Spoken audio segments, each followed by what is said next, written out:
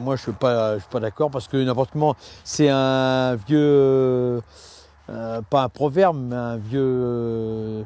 On disait toujours qu'on pouvait pas récolter au-dessus et en dessous en même temps. C'est un vieux, comment dirait ça, pas un proverbe, mais quelque chose comme ça. Alors donc, j'y crois pas du tout. Alors ça, c'est sûr. C'est-à-dire que s'il veut qu'on plante des peupliers, supposons des peupliers tous les 20 mètres entre rangées, et ensuite mettre du blé entre deux pour récolter du blé, déjà il y a le pulvé, il y a les outils, il y a la batteuse, et puis n'importe comment, dans quelques années, les arbres ils recouvrent la végétation de blé ou de maïs, et puis vous récoltez rien, c'est pas possible.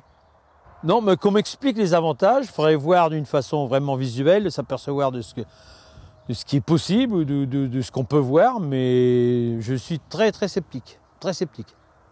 Ça me laisse sceptique. On a décidé d'implanter des alignements d'arbres tous les 24 mètres.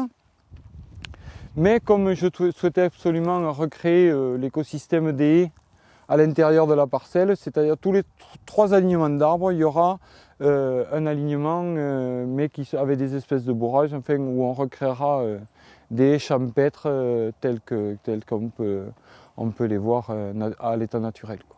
Il y a toujours cette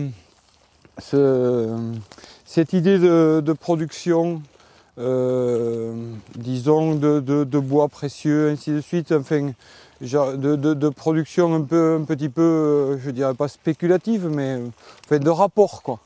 Et j'ai vu un intérêt aussi immédiat et à court et moyen terme sur la possibilité de faire une agriculture rentable et d'une capacité de production assez élevée, sans l'utilisation excessive d'intrants et même en essayant carrément de s'interdire l'utilisation d'insecticides, quoi.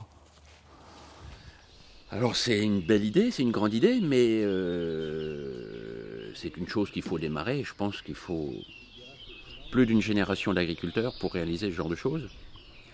On peut le démarrer, mais à grands frais. Et comme notre premier souci, c'est notre revenu, qu'on puisse vivre de ce qu'on pratique sur nos exploitations. Donc, alors peut-être que ça passerait par des aides, peut-être que ça peut passer par ce genre de choses, mais qui serait intéressant pour tout le monde, pour le paysage, et puis la réussite agricole.